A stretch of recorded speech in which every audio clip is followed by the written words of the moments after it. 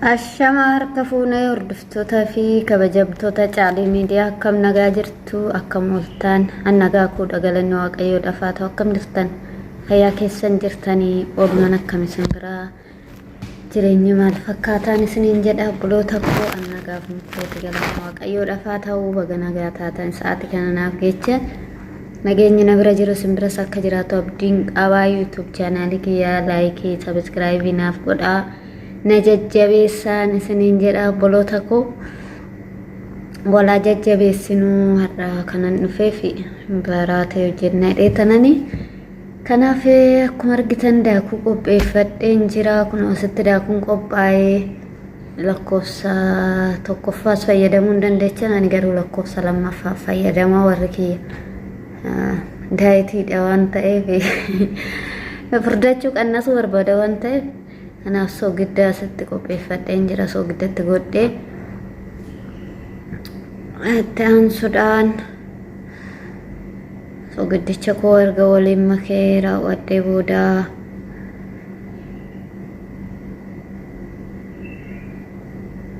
kan na rabbashtooti jira kunoo asitti bakka kanatti kanaaf sukkumatan jiran isiniin jedha bishaanichis na bira jira kunoo qopheessan jira bishaanis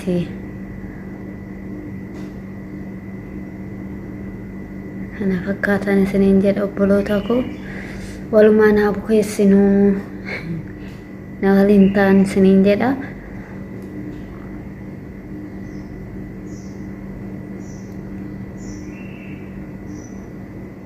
kanaaf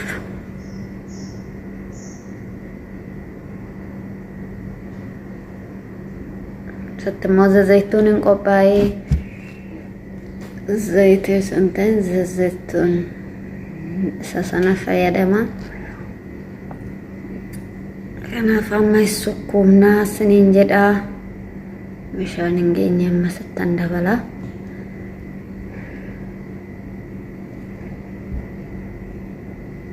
تكونوا بوكيتشي في تنجرار جنب بوكيتشي راودمو تاكلي وكان دقيقة digdama booteechi sun qaba jechuudha bukeecha ta'u jechuudha akka inni daslas jedhudha lixiin isaa jechuudha amma kunoo qophaa'ee jira asitti isiniin jedha tolchuudhaaf hojjechuudhaaf jechuudha amma muruun edda lixee asitti qopheeffadheen jira kunoo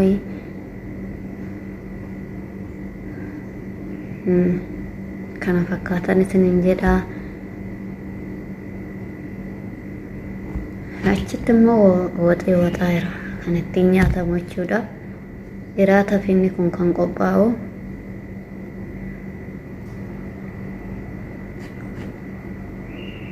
muraatan jira kun amma caccareetoo isiniin jedha hanga dhumaatti daawwadhaa muura geessiseen jira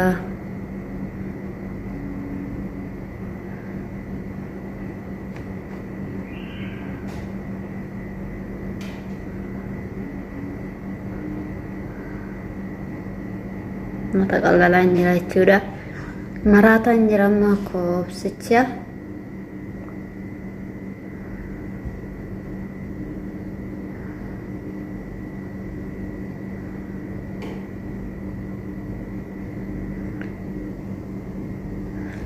sittammoo kana koo halchiistu mucayyoo hiititti jira na wajjiniin kan jirtu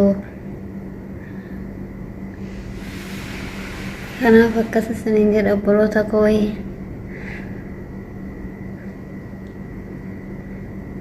warri hojjettan waaqayyo baraatan baay'ee nama dadhabsiisa ani tolchee yeroon irraa baasee rukutu jechuudha yeroo san kan inni na jibbisiisu yeroon hojjedhu san ta'in yeroon tolchee too zayita irraa baasee fidu kun asitti na rabbashtooti jira na bira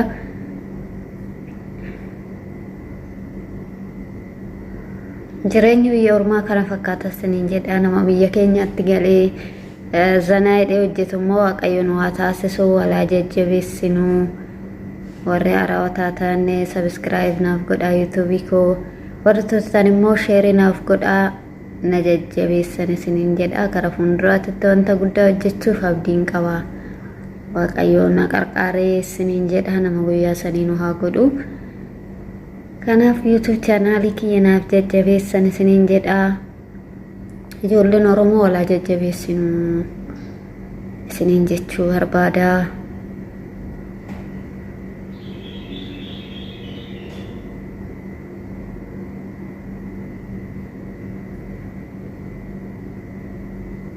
Asitti kun rabbaashin hin dhabamu ka goddanyaa yeroo tokko sin dabbare sin bohaarsitu dhabuun hin barbaachisu jireenya biyya ormaa keessatti bareeda yeroo sin dabbare dubbirti keessan waliin dabarsita waan ta'eef baay'ee gas namadha. Galanni gooftaadhaaf haa ta'u isiniin jedha. Obboloota koo kun asitti maree fixee jira. Ammoo karaa tolchaan deemaa isiniin jedha. Akkuma isiniin jedhe xaqallalee shaffaneen ture. Malqeen shaffanee raawwadde ammoo karaa tolchuuf qaqqabudheen jira kun. Yeroo meeqa hojjetama dhugaa waaqayyo baraatiin kun rabbi nama dadhabsiisa hedduu. Baraatee hojjechuu irra jabbaatee hojjechuu waa'ee harka lama jechuudha. Asitti amma karaa xumuraatirra gahan jiran isiniin jedha.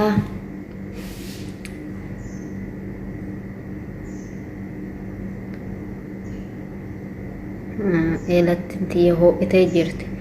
Garuu kaameraa zoorsuuf zayitiidhaaf natti hin tolle harka kiyya zayitiidha waan ta'eef yeroon tolchee fideen isinitti argisiisa malee isinitti argisiisuudhaaf natti hin tolle isiniin jedha obboloota koo.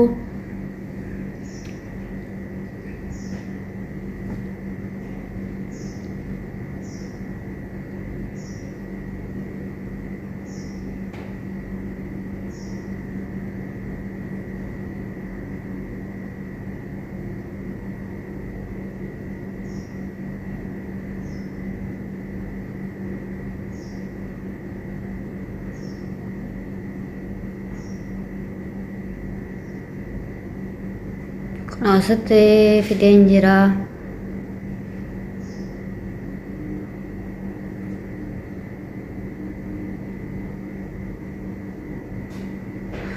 Tolchaan jira kun amma asitti qopheesseen jira isiniin jedha. Bakka itti tolches yeroo kana goddanyaatti kaameraa suuree waan ta'eef